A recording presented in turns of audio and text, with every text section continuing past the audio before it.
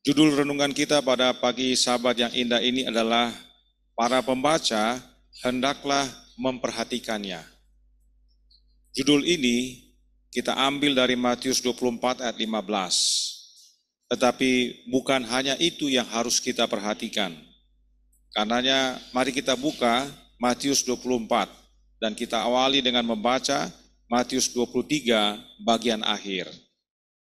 Matius 23 ayat 37 sampai 39 yang berkata, Yerusalem, Yerusalem, engkau yang membunuh nabi-nabi dan melempari dengan batu orang-orang yang diutus kepadamu.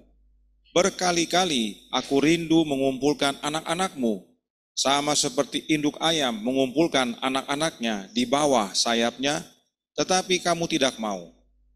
Lihatlah rumahmu ini akan ditinggalkan dan menjadi sunyi.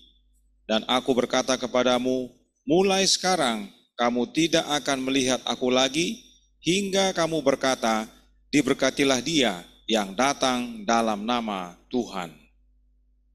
Perkataan ini Yesus sampaikan di dalam bait suci kepada semua yang hadir pada saat itu. Dan sesudah itu Yesus keluar dari bait suci. Matius 24 ayat 1 dan 2 berkata, sesudah itu Yesus keluar dari bait Allah, lalu pergi. Maka datanglah murid-muridnya dan menunjuk kepada bangunan-bangunan bait Allah. Ia berkata kepada mereka, kamu melihat semuanya itu. Aku berkata kepadamu, sesungguhnya tidak satu batu pun di sini akan dibiarkan terletak di atas batu yang lain. Semuanya akan diruntuhkan. Setelah keluar dari bait suci, Yesus kembali menyatakan kepada para murid-muridnya bahwa Yerusalem akan dihancurkan. Mereka kemudian menuju Bukit Zaitun yang berada di luar kota Yerusalem. Alkitab berkata dalam Matius 24 ayat 3. Ketika Yesus duduk di atas Bukit Zaitun, datanglah murid-muridnya kepadanya untuk bercakap-cakap sendirian dengan dia. Kata mereka, katakanlah kepada kami, bila manakah itu akan terjadi, dan apakah tanda kedatanganmu dan tanda kesudahan dunia? Menurut catatan Roh Nubuat, murid-murid yang bertanya ini adalah Petrus, Yakobus, Yohanes, dan Andreas. Apakah Yesus jawab pertanyaan mereka? Oh tidak.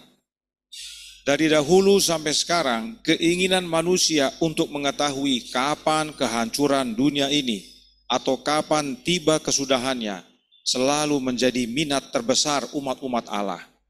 Tapi Yesus tidak jawab. Matius 24 ayat 4 dan 5, tanggapan Yesus. Jawab Yesus kepada mereka, waspadalah supaya jangan ada orang yang menyesatkan kamu. Sebab banyak orang akan datang dengan memakai namaku dan berkata, akulah Mesias, dan mereka akan menyesatkan banyak orang. Gantinya menyatakan hari dan waktu, Yesus malah memberikan amaran. Waspada agar jangan kamu disesatkan, sebab akan datang orang menggunakan nama Yesus dan mengaku Mesias, dengan tujuan menyesatkan banyak orang. Perhatikan, yang disesatkan banyak orang, bukan sedikit orang. Artinya, yang tidak disesatkan hanya sedikit. Banyak yang ikut, yang mau disesatkan. Nah, tentang Yerusalem ini, Roh Nubuat menyatakan dalam Signs of the Times tanggal 20 Februari tahun 1901 paragraf 2. Dikatakan, kota Yerusalem mewakili dunia, dan perkataan tentang kehancurannya harus dikaitkan dengan kehancuran dunia yang lebih mengerikan. Yerusalem itu adalah lambang dari dunia yang akan alami kehancuran. Kehancuran Yerusalem adalah gambaran kehancuran dunia. Dan kehancuran dunia ini telah dinubuatkan oleh Yesaya dalam Yesaya 26 ayat 21.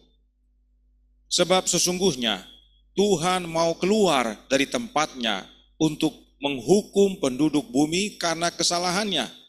Dan bumi tidak lagi menyembunyikan darah yang tertumpah di atasnya, tidak lagi menutupi orang-orang yang mati terbunuh di sana.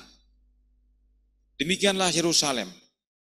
Saat Kaisar Titus menyerang Yerusalem, dan meskipun dia berusaha menjaga agar bait suci tidak rusak, tetapi oleh karena ulah orang Yahudi yang tiba-tiba menyerang tentara Roma pada malam hari, akhirnya tentara Roma menyerang dengan ganas. Banyak yang mati terbunuh, dan Roh Nubuat katakan darah mengalir di tangga bait suci seperti aliran air. Beribu-ribu orang Yahudi binasa. Saat itu banyak yang berteriak, Ikabod, Ikabod, yang artinya kemuliaan sudah hilang. Ikabod adalah nama dari anak Pinehas, anak dari Imam Eli, yang dinyatakan oleh istri Pinehas saat dia melahirkan anak itu karena tabut perjanjian sudah direbut oleh orang Filistin. Dan dikatakan kepada orang bahwa arti Ikabod adalah kemuliaan Allah telah hilang, sebab tabut sudah direbut. Nah, saudaraku dalam Tuhan, sebagaimana yang kita sudah pelajari, pada waktu bangsa Yahudi, yaitu khususnya bangsa atau kerajaan Yehuda ditawan ke Babel, tabut perjanjian sudah disembunyikan. Masih ingat kabaran yang sebelumnya? Disembunyikan oleh orang-orang yang setia di dalam sebuah gua dan tidak dikembalikan lagi sesudah itu. Allah tidak kembalikan lagi itu tabut kepada kerajaan Yehuda dan juga kerajaan Israel. Jadi setelah kembali dari penawanan Babel, bangsa Israel tidak punya lagi tabut perjanjian. Apalagi di zaman ini, di zaman pada waktu Yerusalem diserang oleh Roma ini, tidak ada tabut di situ. Ya. Jadi saudaraku dalam Tuhan, kemuliaan Allah sebenarnya sudah lama hilang dari orang Yahudi. Bahkan saat Yesus datang yang menyatakan kemuliaan Allah yang sesungguhnya, orang Yahudi malah bunuh Yesus. Jadi, kemuliaan Allah telah lama sudah tidak ada di Israel. Tapi baru mereka sadar setelah melihat banyak yang binasa. Inilah yang terjadi kepada Yerusalem. Inilah yang akan terjadi kepada dunia. Orang-orang di dunia ini merasa sudah berbakti kepada Allah. Tetapi sebenarnya kemuliaan Allah sudah tidak ada pada mereka. Sebab Allah yang mereka sembah bukanlah Allah yang benar. Ikabod. Kembali kepada pertanyaan murid-muridnya. Yesus tidak beri jawab, tapi memberikan amaran demi amaran. Berikut ini tentang Mesias palsu. Dalam artikel yang sama, Roh Nubuat menyatakan, Signs of the Times, Februari 20, tahun 1901, paragraf 3. Mesias palsu akan muncul, mengaku melakukan mujizat dan menyatakan bahwa pembebasan bangsa Yahudi telah tiba. Ini akan menyesatkan banyak orang. Kata-kata Kristus digenapi. Antara kematiannya dan pengemukan Yerusalem, banyak Mesias palsu muncul. Tetapi peringatan ini juga diberikan kepada mereka yang hidup di zaman dunia ini. Penipuan yang sama dilakukan sebelum penghancuran Yerusalem akan dilakukan lagi. Peristiwa yang terjadi saat kejatuhan Yerusalem akan terulang kembali. Artinya, akan muncul Mesias-Mesias palsu sebelum kehancuran dunia ini.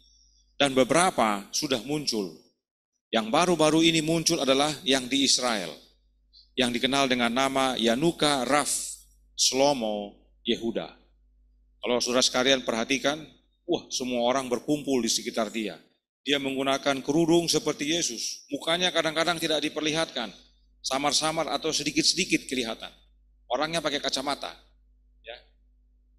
Namanya si Yanuka Raf ini. Satu kali ditampilkan juga wajahnya. Dan dia berdoa di tembok ratapan. Menjadi perhatian di Israel. Dia mengaku Mesias.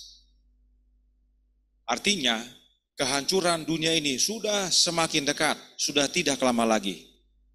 Karenanya, apa yang Yesus amarkan sudah terjadi. Kemudian Yesus lanjutkan amarannya.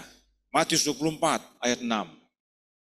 Kamu akan mendengar deru perang atau kabar-kabar tentang perang. Namun berawas-awaslah, jangan kamu gelisah. Sebab semuanya itu harus terjadi, tetapi itu belum kesudahannya. Dan Roh Nubuat menyatakan bahwa sebelum penghancuran Yerusalem ada kabar tentang perang juga. Manusia berjuang untuk keunggulan, berjuang untuk supremasi. Kaisar dibunuh. Mereka yang seharusnya berdiri di samping tahta dibunuh. Artinya pangeran. Kalau seorang raja duduk di atas tahtanya, seringkali di sampingnya itu adalah pangerannya. Ya, di sampingnya adalah ratu dan di samping sininya adalah pangerannya. Itu dibunuh juga. Kenapa? Karena mengejar supremasi atau keunggulan. Supaya kalau raja mati, jangan dia yang ganti, tapi orang yang mau menduduki jabatan itu. Deru-deru perang sudah terjadi zaman itu, dan itu adalah gambaran pada saat dunia ini akan hancur, akan muncul deru perang yang terus-menerus dan bahkan meningkat. Namun Yesus katakan apa? Semuanya itu harus terjadi, tetapi itu belumlah kesudahannya. Ayat 7 dan 8 berkata, sebab bangsa akan bangkit melawan bangsa dan kerajaan melawan kerajaan. Akan ada kelaparan dan gempa bumi di berbagai tempat. Akan tetapi semuanya itu barulah permulaan penderitaan menjelang zaman baru. Mengenai ayat ini, Roh Nubuat menjelaskan dalam Signs of the Times, Februari 20 tahun 1901, paragraf 5. Masih dalam artikel yang sama.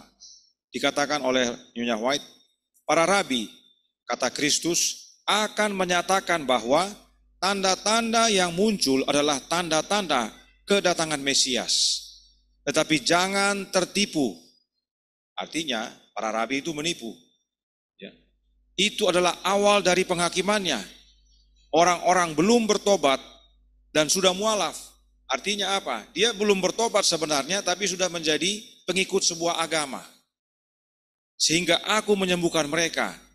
Tanda-tanda yang menurut mereka adalah tanda pembebasan mereka dari perbudakan adalah tanda-tanda kehancuran mereka yang semakin mendekat. Jadi hati-hati menyatakan bahwa saat ini menyatakan tanda-tanda Yesus sudah mau datang. Sehingga oleh karena itu kita harus tinggalkan dan lari dan pergi. Karena ada tanda yang khusus yang perlu kita pelajari dan kita akan lihat nanti di bagian akhir. Tidak kita pungkiri, deru perang sudah ada, kelaparan sudah ada, gempa bumi sudah ada. Tetapi jangan langsung menyatakan inilah tanda-tanda bahwa Yesus sudah akan datang. Karena Yesus datang ada tandanya khusus. Dan itu kita perlu tahu supaya kalaupun kita bersedia sekarang bahwa Yesus akan datang, tapi persediaan kita bukan persediaan yang tanpa pengetahuan. Karenanya para pembaca, baca ya, dengan baik. Saya bukan bilang tanda-tanda sekarang ini bukan tanda-tanda kedatangan Kristus, bukan. Semua yang kita perhatikan, contoh-contoh yang ada, gambaran yang ada, itu adalah tanda Yesus sudah mau datang. Tapi tanda kedatangan Yesus, nah ini mesti dilihat, perhatikan kalimatnya ya. Semua tadi itu adalah tanda-tanda Yesus mau segera datang, tapi tanda kedatangan Yesus itu belum. Bisa lihat perbedaannya? Jadi semua ini, deru perang, kelaparan, gempa, menyatakan bahwa Yesus mau datang. Tapi tanda Yesus datang bukan itu. Inilah yang kutipan ini maksudkan. Sementara para rabi menyatakan bahwa ini semua adalah tanda Yesus datang. Padahal ini menyatakan Yesus mau datang. Kita harus bersiap. Nah, karena mereka mengajarkan yang salah, tanda-tanda yang hanya menyatakan Yesus mau datang ini menjadi kebinasaan bagi mereka. Sebab mereka salah bersedia, salah bersiap. Oleh karena itu penting bagi kita untuk membaca dan memperhatikannya.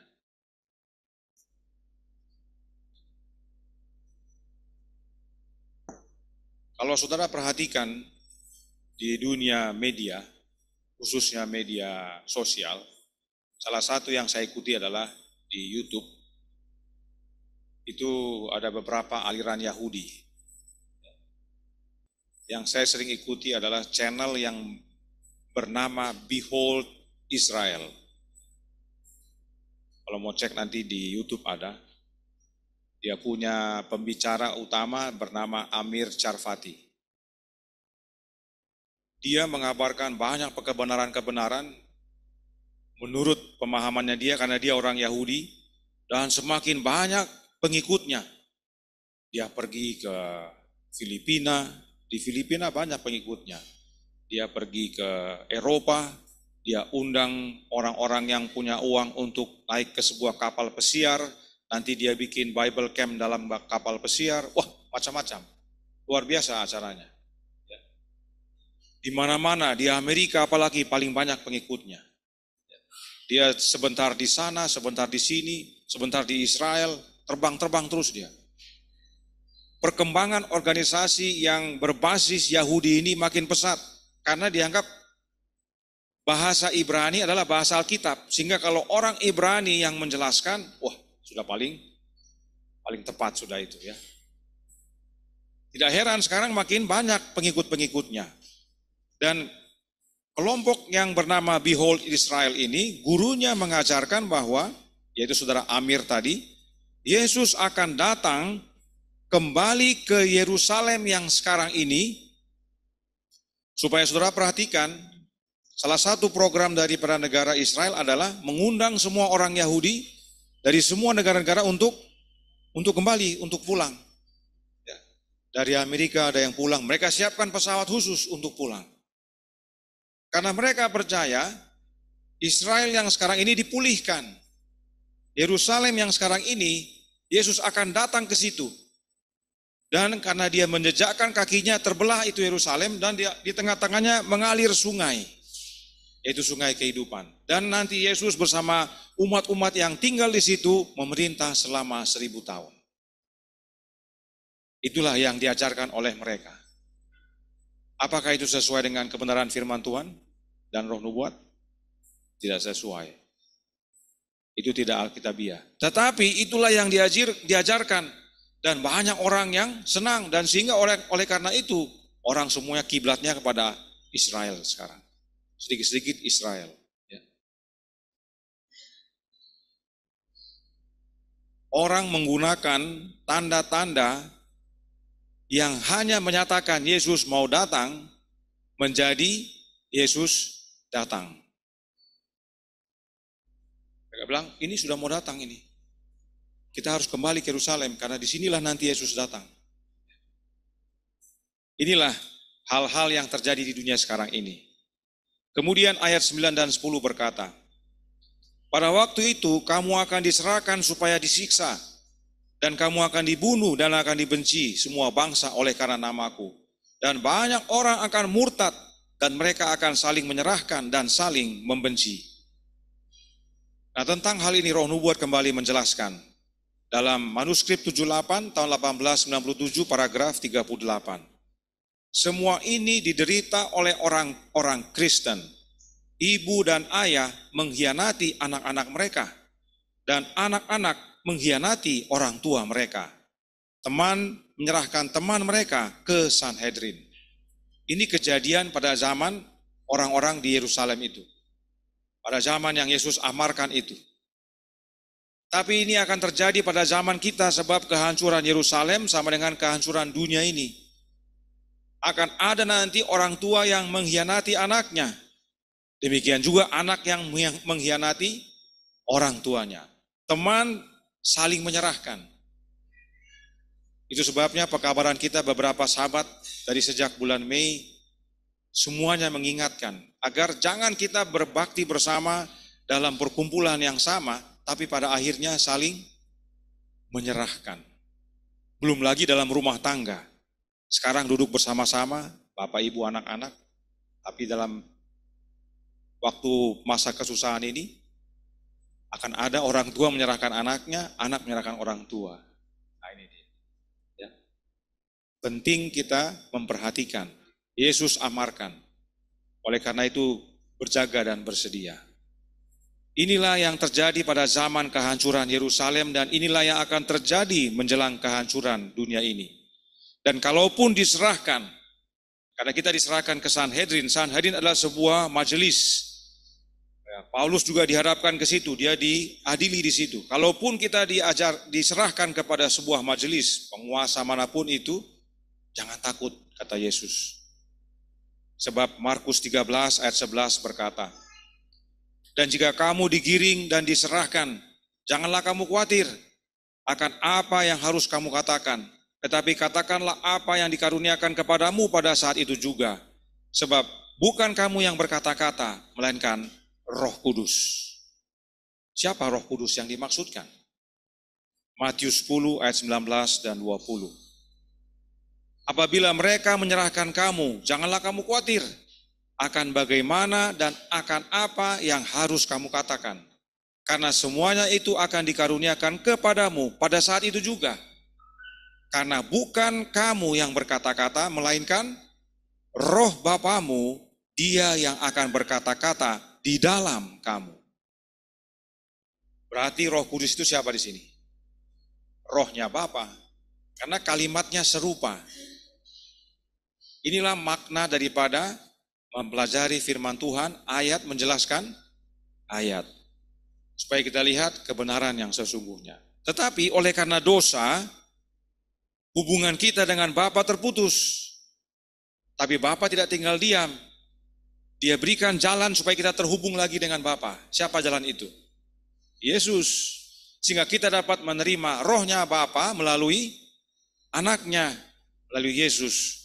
Lukas 21 ayat 14 dikatakan, sebab itu tetapkanlah di dalam hatimu, supaya kamu jangan memikirkan lebih dahulu pembelaanmu. Sebab aku sendiri akan memberikan kepadamu kata-kata hikmat, sehingga kamu tidak dapat ditentang atau dibantah lawanmu. Perikop ini serupa dengan yang dua tadi. Dan kita bisa lihat bahwa roh yang hadir adalah Yesus itu sendiri. Sebab pada waktu kita diserahkan, tidak usah kita pikir-pikir. Ya, rencanakan dari rumah atau dari mana. Saya mau bicara apa ya? Pada waktu kita ditanya, Yesus akan berikan kepada kita kata-kata hikmat. Agar kita dapat menjawab. Saat masa ini tiba, Yesus sudah tidak ada di dunia ini. Dan karenanya, pada waktu dia katakan, aku sendiri akan memberikan, itu adalah oleh kehadiran rohnya. Inilah kebenaran sejati tentang Roh Kudus. Itu bukan oknum lain, tetapi rohnya Bapa yang dikaruniakan melalui anaknya. Oleh menerima rohnya Yesus, kita menerima rohnya Bapa. Itu sebabnya Yesus katakan apa? Bapa dalam aku dan aku dalam Bapa, lalu aku dalam kamu. Kalau Yesus dalam kita, maka Bapa dalam kita. Sebab Bapa hadir melalui anaknya. Immanuel, Allah beserta kita. Jadi jangan takut saat kita diserahkan. Bapa beserta kita oleh kehadiran anaknya. Nah tentang hal ini, Roh Nubuat berkata dalam Science of the Times, Februari 20 tahun 1901, paragraf 7. Dia telah memberitahu para muridnya bahwa mereka akan diserahkan ke majelis-majelis. Tetapi dia juga memberitahu mereka bahwa mereka tidak perlu khawatir tentang bagaimana mereka dapat membela kebenaran. Karena dia, siapa dia ini? Yesus akan memberi mereka hikmat yang tidak dapat disangkal atau dilawan oleh semua musuh mereka. Inilah pentingnya mengerti dan mengenal dengan benar siapa Roh Kudus. Roh Kudus itu adalah Yesus Kristus itu sendiri. Sebab dialah yang hadir menyertai kita. Dia telah berjanji, aku akan menyertai kamu sampai akhir zaman.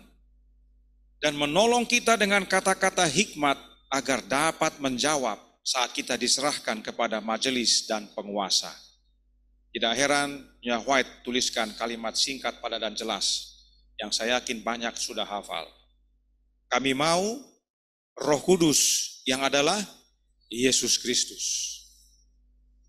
Karenanya Roh Nubuat menasihatkan dalam manuskrip 78 tahun 1897 paragraf 42. Pada setiap peristiwa penganiayaan yang terjadi, para saksi membuat keputusan apakah bersama Kristus atau melawan Dia.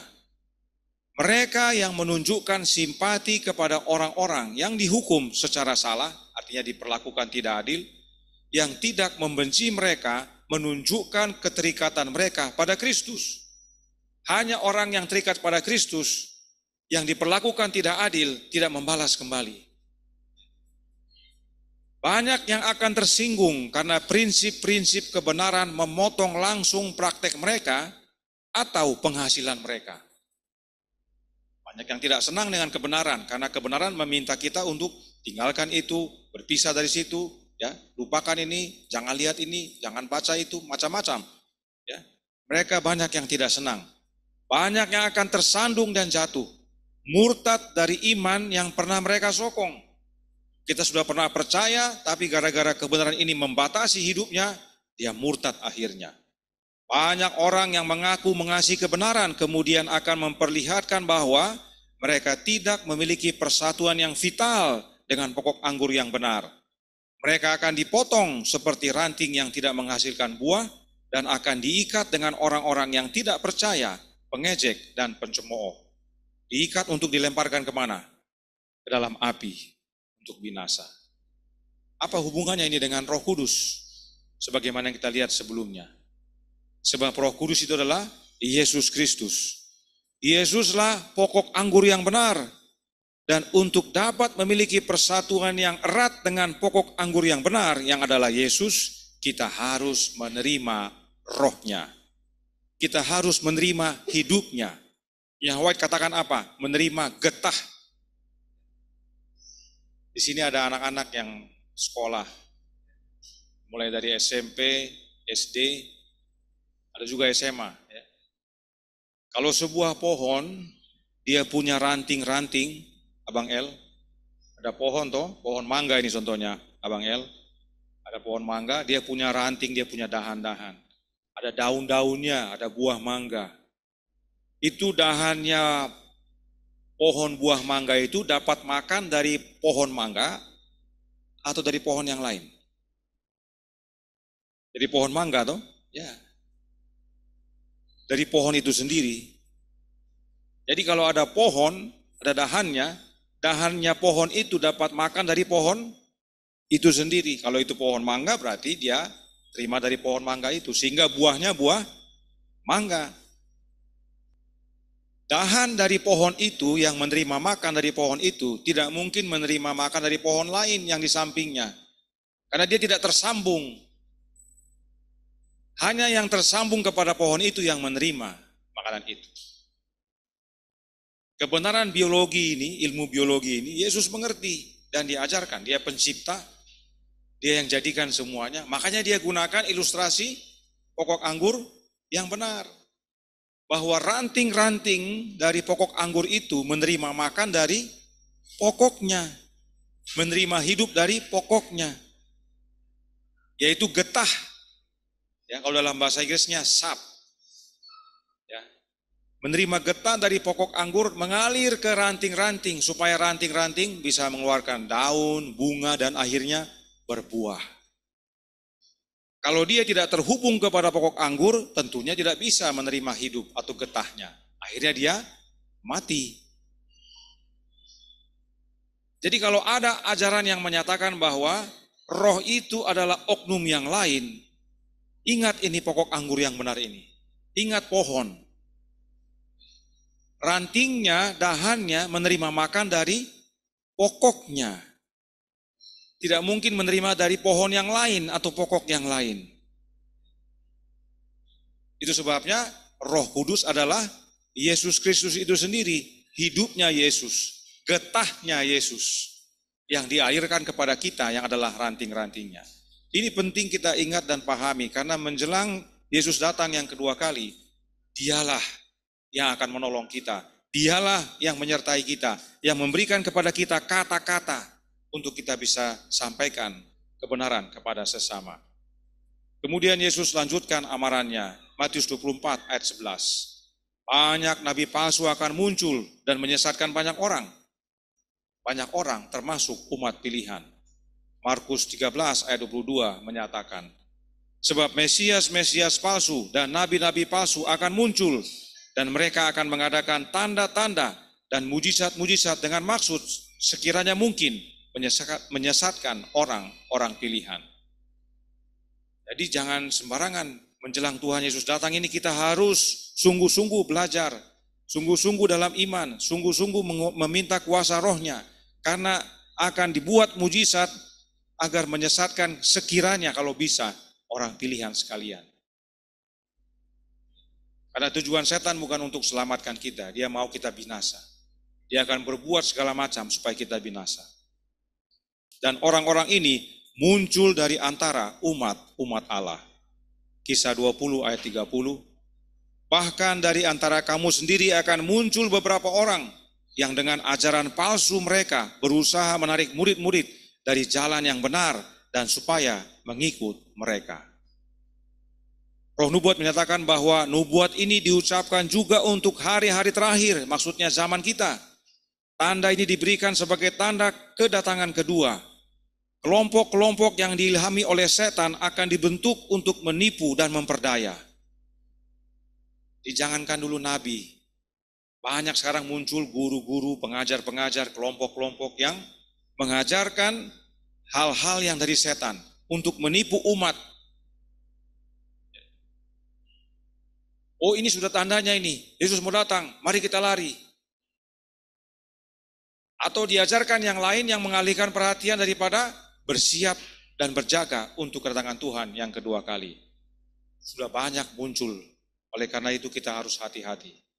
Karenanya Yesus amarkan, bagi para pembaca, perhatikan.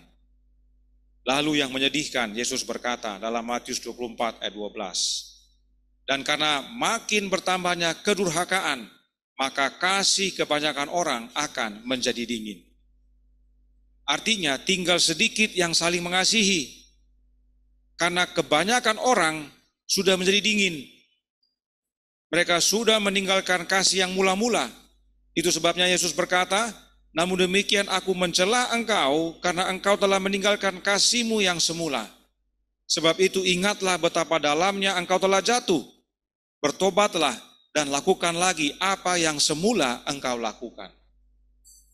Wahyu 2 ayat 4 dan 5. Sebab jika kita tidak bertobat, maka kaki dian akan Yesus ambil dari kita. Kehadiran Kristus tidak ada lagi dalam hidup kita, maka kita bukan lagi jemaatnya. Karena kaki dian itu adalah jemaat, di mana Yesus berjalan di antaranya. Kalau kita sudah dicabut, berarti kita bukan jemaatnya, artinya tidak selamat. Karenanya Yesus berkata, Matius 24 ayat 13, tetapi orang yang bertahan sampai pada kesudahannya akan selamat. Kenapa penting ini ayat? Ini perlu kita ingat, sebab pada waktu jemaat mula-mula menerima karunia roh, mereka semangat, betul enggak?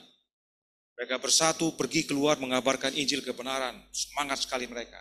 Tapi begitu ada tantangan demi tantangan, mulai mundur, mulai hilang-hilang. Demikian juga dengan di gereja. Awal-awal baru dibaptis, semangat. Lama-lama ada problema, mulai hilang-hilang.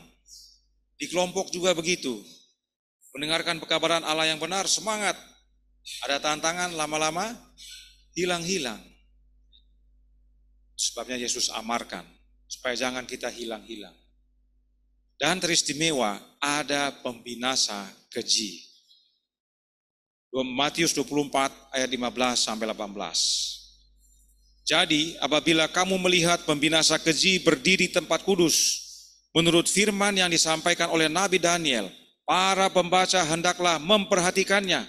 Inilah ayat kita.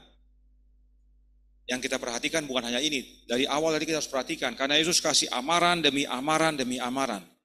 Dan itu semua masih terjadi, agar jangan sampai kita binasa. Tapi salah satu yang penting adalah ini. Ayat 16, maka orang-orang yang di Yudea haruslah melarikan diri ke pegunungan. Orang yang sedang di peranginan di atas rumah, janganlah ia turun untuk mengambil barang-barang dari rumahnya. Dan orang yang sedang di ladang, janganlah ia kembali untuk mengambil pakaiannya. Semuanya artinya sedang apa? Sedang sibuk, sedang beraktivitas. Ini perlu diingat, karena kadang-kadang orang punya pemahaman beda-beda. Ya, nanti kita akan lihat. Nah, tentang hal ini Roh Nubuat berkata, kita perlu perhatikan supaya jangan kita dituntun kepada hal-hal yang salah. Peringatan ini diberikan untuk diindahkan 40 tahun kemudian saat penghancuran Yerusalem. Orang-orang Kristen mematuhi peringatan ini dan tidak ada orang Kristen yang binasa dalam penghancuran kota itu. Jadi saudaraku dalam Tuhan, ada 40 tahun antara saat Yesus menyatakan amaran ini sampai dia benar-benar terjadi.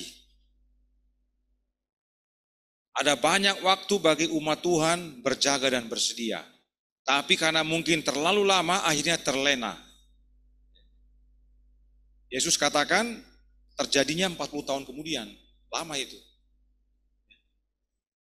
Nah, untuk menolong kita, entah lama atau tidak, kita perlu harus mengerti siapa pembinasa keji yang berdiri di tempat kudus ini. Kita sudah pelajari yang lalu dalam pekabaran-pekabaran sebelumnya. Tetapi kita khusus lihat kembali supaya jangan salah melihat tanda dan berjaga serta bersedia. Untuk membantu, kita baca versi King James-nya. Kita buka Matius 24. Kita baca, bukan berarti harus tahu bahasa Inggris, tapi supaya melihat perbedaannya, khususnya yang saya tandai kuning. When he therefore shall see the abomination of desolation, spoken by Daniel the prophet, yang kuning, stand in the holy place. Dalam kurung, whoso readeth, let him understand. Saudaraku dalam Tuhan, dalam bahasa Indonesia dikatakan berdiri di tempat kudus, ya, stand in the holy place. Jika kita periksa seluruh Alkitab, khususnya terjemahan King James, saya menggunakan terjemahan King James, dan kita cek the holy place, itu semua berbicara tentang Ka'bah. Sebab di dalam Ka'bah ada dua bilik, bilik kudus, bilik yang Maha Kudus. Dalam bahasa Inggris dikatakan the holy place and the most holy place. Berikut contohnya. Keluaran 26 ayat 33 dan 34. Bahasa Indonesia berkatakan, haruslah tabir itu kau gantungkan pada kaitan penyambung tenda itu dan haruslah kau bawa tabut hukum ke sana, ke belakang tabir itu, sehingga tabir itu menjadi pemisah bagimu antara tempat kudus dan tempat maha kudus. Tutup pendamaian itu haruslah kau letakkan di atas tabut hukum di dalam tempat maha kudus. Ya. Saya langsung baca bagian tengah. And the veil shall divide unto you between the holy place and the most holy. Bagian akhir lebih lengkap. And thou shalt put the mercy seat upon the ark and of the testimony in the most holy place. Jadi kalau disebut tempat kudus itu the holy place, tempat maha kudus itu the most holy place. Tapi kita sering menggunakan istilah apa? Bilik suci dengan bilik maha suci. Itu yang paling lazim orang dalam gereja Advent gunakan. Ya. Jarang orang menggunakan tempat kudus dengan tempat maha kudus, jarang. Paling sering adalah bilik suci dengan bilik maha suci. Jadi the holy place atau tempat kudus itu sebenarnya bilik suci. Karenanya pertanyaan, siapakah pembinasa keji yang berdiri di dalam bilik suci? Pembinasa keji itu adalah setan, ya. Setan berdiri di bilik suci. Di sebelah mana dia berdiri? Masih ingat? Ya, mari kita baca supaya kita segarkan kembali. The Day Star, Maret tanggal 14, tahun 1846, paragraf 1. Ada juga dalam buku Early Writings, ya, tulisan-tulisan permulaan. Dikatakan di sana, Nyonya White melihat penglihatan ini, ya. Kemudian saya, di sini saya adalah Nyonya White, menoleh untuk melihat rombongan yang masih sujud di hadapan tahta itu. Mereka tidak tahu bahwa Yesus telah meninggalkannya. Meninggalkan apa Yesus? Meninggalkan tahta itu. Setan muncul di dekat tahta mencoba melanjutkan pekerjaan Allah. Bagi yang belum belajar atau belum familiar bisa lihat pekabaran sebelumnya, ya, seperti pekabaran 911 atau juga pekabaran tentang tidak ada pintu kedua itu atau kesempatan kedua itu, ya. Bahwa Nyonya White melihat di atas tahta ada berapa yang duduk? 2, Bapa dan anaknya. Pada akhir daripada 2300 pagi dan petang, Bapa berdiri dan masuk ke dalam bilik yang maha suci, the most holy place. Dia masuk. Kemudian Yesus juga berdiri dan ikut masuk. Sehingga tahta itu kosong. Nah, dalam bilik maha suci, dalam bilik suci yang ada seperti tempat dan ada 2 di atasnya adalah meja roti sajian. Dan itu terletak di sebelah utara. Kalau perhatikan, Tuhan katakan kepada Musa, tempatkan meja roti sajian di sebelah utara, sebab di sebelah utara itulah tahta Allah, yang mana setan ingin duduk di situ juga, di sebelah utara. Jadi pada waktu akhir daripada 2300 pagi dan petang, kedua oknum ilahi yang duduk di atas itu sudah masuk ke dalam. Dan setan muncul di dekat tahta itu, mau lanjutkan. Ya. Nah, satu kata yang perlu kita perhatikan adalah kata by dalam bahasa Inggris, ya, by. Hanya 2 huruf tapi vital. Setan dikatakan appear to be by the throne, yang artinya setan muncul di dekat tahta, yaitu tahta Allah, yang meja roti sajian tadi. Nah, tahta Allah dalam bilik suci adalah meja roti sajian di mana terdapat 2 tumpuk roti yang melambangkan Bapa dan anaknya yang duduk di atasnya. Sejak berakhirnya 2300 pagi dan petang, Bapa dan anak masuk ke dalam bilik yang maha suci, dan karenanya tahta itu kosong. Maka muncullah setan di dekat tahta itu. Dia hanya di dekat, dia tidak duduk. Karena dia tahu tahta Allah ini untuk bertindak seperti Allah, dengan tujuan menipu umat-umat Allah. Dan ada banyak yang sujud di hadapan tahta kosong itu. Dan dalam penglihatan Nyonya White, orang-orang yang sujud di depan tahta kosong itu orang-orang apa? Orang-orang Advent. Karena ada 2 orang Advent dia lihat, yang satu yang setia, yang satu yang tidak setia. Kalau dibilang sama Nyonya White, yang duniawi. Yang setia ini selalu mengikut Yesus kemana dia pergi. Yesus berdiri, mereka ikut berdiri. Yesus pergi ke sana, dia ikut sana. Tapi yang duniawi ini tetap sujud di situ. Tidak tahu itu sudah apa? Kosong. Begitu setan datang, mereka tidak tahu. Mereka tetap berdoa kepada tahta kosong itu. Setan kasih roh. Setan kasih roh. Makanya hati-hati, kita harus kenal dengan baik roh yang mana yang kita minta dan terima. Kemana kita berdoa, kita juga harus mengerti. Sekarang pertanyaannya, apakah setan berdiri atau muncul di dekat tahta itu sudah terjadi atau belum? Sudah terjadi. Berarti pembinasa keji sudah berdiri di.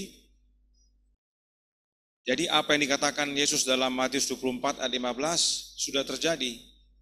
Bahwa setan, pembinasa keji, sudah berdiri di tempat yang kudus. The holy place. Sudah berdiri di situ. Sekarang pertanyaannya, supaya kita belajar, apakah kita sekarang sudah harus pergi lari keluar ke pegunungan?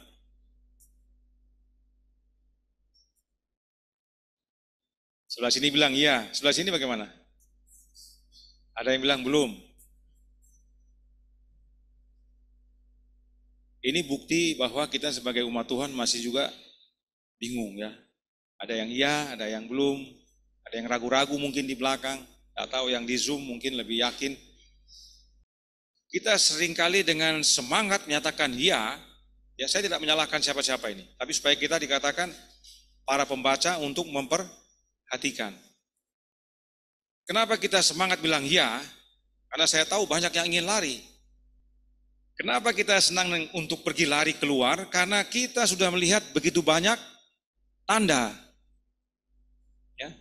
Tanda-tanda sudah banyak. Mesias palsu sudah ada? Sudah. Nabi palsu ada? Ada. Trinitas sudah dibuka kedoknya? Sudah, kita sudah buka kedoknya Trinitas. Ya.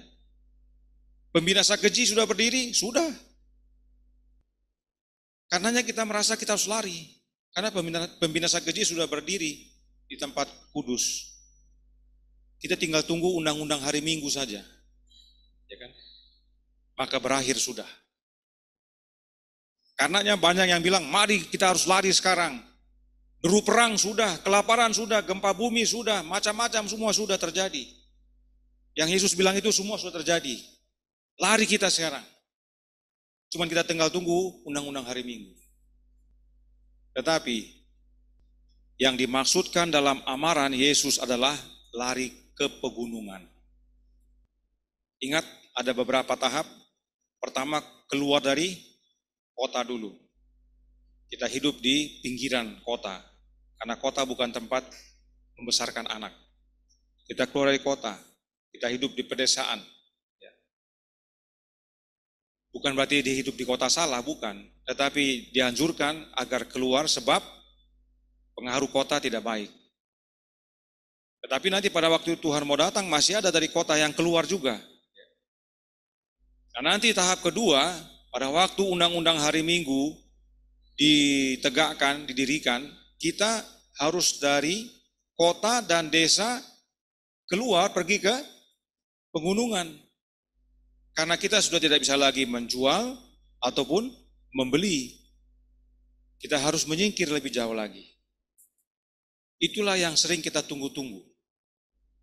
Tidak masalah. Tetapi yang Yesus punya fokus di sini adalah lari ke pegunungan. Dan perhatikan, yang disebutkan untuk lari bukan hanya yang di Yerusalem, tetapi yang di tanah Yudea. Tanah Yudea itu luas, ada banyak kota di dalamnya, ada Yerusalem yang terbesar. Artinya, penduduk Kristen yang ada di tanah Yudea, entah di kota atau di desa, harus lari ke pegunungan. Nah, kapan kita harus lari? Saat pembinasa keji itu berdiri di tempat kudus. Bukankah dia sudah berdiri? Kita baca manuskrip 16 tahun 1884 paragraf 11. Satu upaya lagi, dan kemudian muslihat terakhir setan digunakan. Dia mendengar seruan tak henti-hentinya agar Kristus datang, agar Kristus membebaskan mereka. Strategi terakhir ini adalah untuk mempersonifikasikan Kristus dan membuat mereka berpikir bahwa doa mereka telah dijawab. Tetapi ini menjawab pekerjaan penutupan terakhir. Pembinasa keji berdiri di tempat kudus. Para pembaca agar memperhatikan. Kalaupun pembinasa keji itu berdiri di tempat kudus, itu belum tanda kita harus pergi atau lari. Kenapa? Karena muslihat terakhirnya belum muncul. Apa muslihat terakhirnya? Meniru, mempersonifikasi, meniru kedatangan Yesus.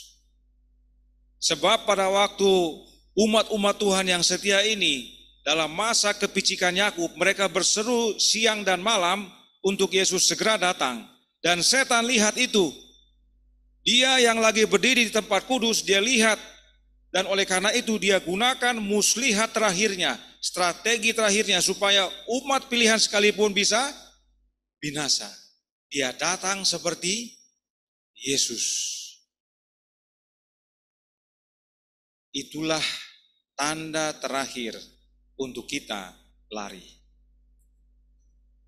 Saat kita melihat Yesus datang kedua kali, yang mana bukan sebenarnya, yaitu setan yang menyerupai Yesus, itu tanda untuk kita lari ke pegunungan.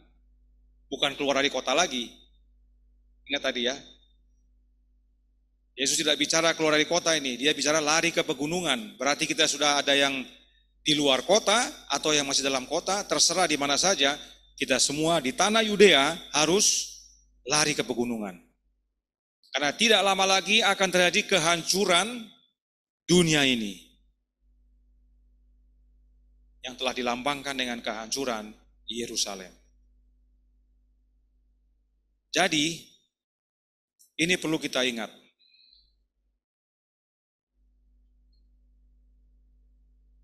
Kehancuran Yerusalem adalah kehancuran dunia. Dan akan ada masa kepicikan sebelum kehancuran dunia itu. Pada masa itulah setan akan muncul menyerupai Yesus untuk menipu umat pilihan. Dan bila itu terjadi, segera lari keluar. Sebab umat pilihan tidak akan tertipu. Kenapa tidak tertipu umat pilihan? Saya bertanya kepada umat pilihan yang sudah belajar ini. Kenapa pada waktu setan membuat muslihat terakhirnya ini, seperti Yesus datang kedua kali untuk menjawab doa umat Tuhan yang mengalami kepicikan ini, yang rindu Yesus datang segera, pada waktu dia datang menipu seperti Yesus, umat pilihan tidak tertipu. Kenapa? Ada Roh Kristus di hatinya, di pikirannya? Oke, terima kasih Ito. Karena umat pilihan memperhatikan, terima kasih Uncle. Ada lagi? Umat pilihan mengenal Yesus. Oh iya. Itulah waktu bagi umat Tuhan untuk melarikan diri ya. Terima kasih Obung. Jadi yang semua tadi itu sudah benar, bahwa kita menjelang Yesus datang perlu meminta kecurahan roh seperti itu tadi sampaikan. Kita perlu rohnya Yesus. Kita perlu belajar ya, membaca, memperhatikan. Tetapi satu hal yang perlu kita ingat, dan jangan lupa ini umat pilihan. Jangan lupa ini, Wahyu 16 ayat 17. Ya.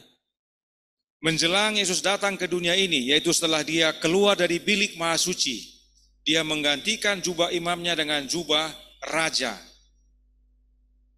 Ada suara yang berkata dari tahta, dari dalam Ka'bah itu, yang berkata, sudah terlaksana.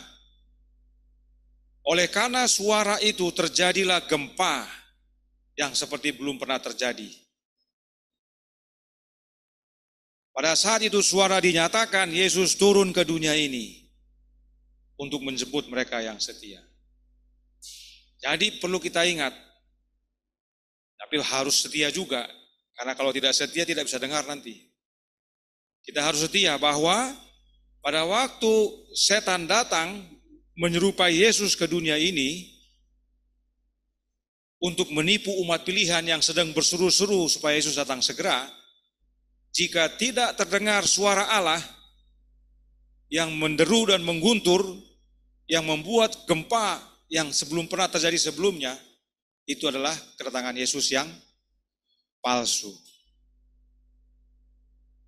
Kedatangan Kristus yang benar adalah sebelum dia datang, menjelang dia turun, Bapa berkata, sudah terlaksana.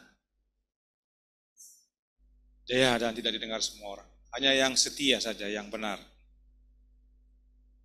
Dan dia akan menyampaikan waktu dan harinya.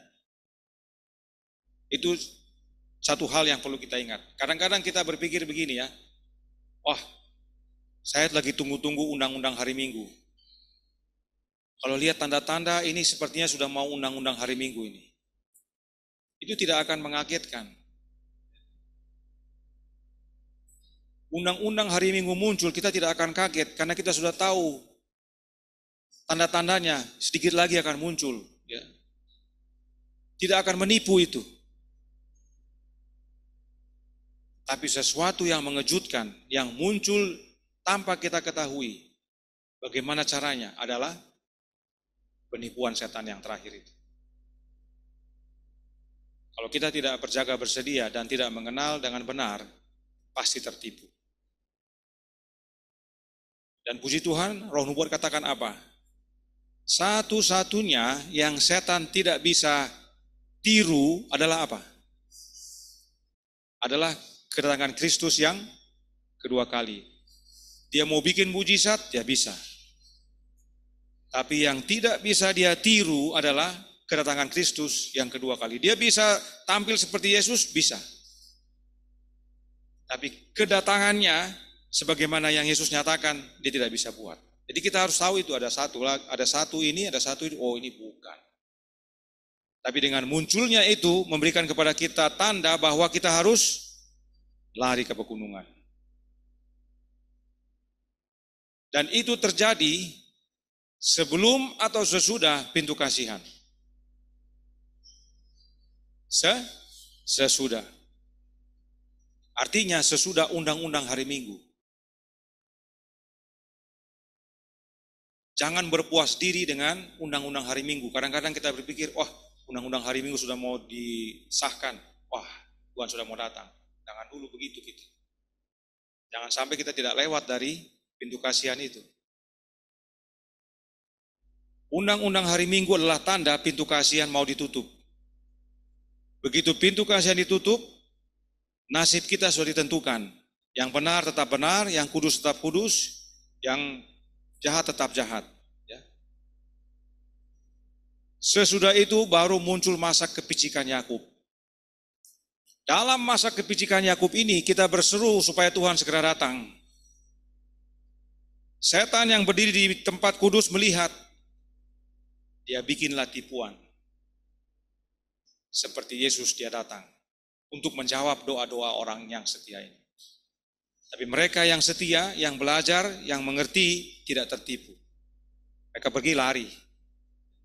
Jadi kalaupun masih ada di kota, kalaupun masih ada di desa, begitu melihat tanda itu mereka sudah tahu. Mereka harus pergi lari. Pada waktu undang-undang hari Minggu dinyatakan kita harus lagi ke gunung, silakan. Tapi masih ada juga yang belum. Oleh karena itu melihat tanda itu, lari. Itulah kesempatan untuk kita terhindar dari kehancuran. Karenanya kiranya para pembaca memperhatikannya. Nah satu lagi yang perlu kita perhatikan. Ya, saya terima kasih waktu yang diberikan. Matius 24 ayat 14. Kita lewati tadi, sengaja, memang ini ayat terakhir. Dan Injil Kerajaan ini akan diberitakan di seluruh dunia menjadi kesaksian bagi semua bangsa. Sesudah itu barulah tiba kesudahannya. Ayat yang sering dikumandangkan dalam gereja, terutama gereja Advent, untuk menjangkau dan memotivasi orang-orang untuk menginjil. Tetapi satu hal yang perlu kita ingat, ayat ini tepat sebelum ayat 15. Ayat 15 terjadi setelah pintu kasihan. Artinya ini adalah penutupan pintu kasihan. Kenapa? Karena Injil yang diberitakan ke seluruh dunia ini, sesudah itu tibalah kesudahannya. Pada waktu pintu kasihan ditutup, tiba kesudahan semuanya. Selesai. Sesudah itu telah ditetapkan nasib semua orang. Tinggal sedikit lagi waktu dunia akan dihancurkan. Oleh karena itu kita kabarkan kepada dunia, apa yang perlu kita kabarkan? Bahwa Yesuslah imam besar kita. Kehidupan, kematian, dan kebangkitannya melayakkan dia menjadi imam besar, menjadi pengantara kita. Saudara sekalian, kalian semua sama seperti saya, manusia berdosa. Tapi Yesus masih di bilik yang maha suci, menjadi pengantara kita. Mari datang kepada dia.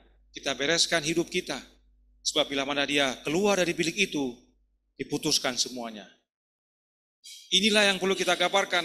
Pekabaran 3 malaikat yang perlu kita kumandangkan, ini yang terutama. Hari Sabat, betul tidak masalah, harus kita kabarkan. Tapi jangan lupa untuk ingatkan kepada dunia bahwa Yesus akan keluar dari bilik yang maha suci. Di mana semua akan diputuskan dan selesai, sesudah itu akan tiba kehancurannya.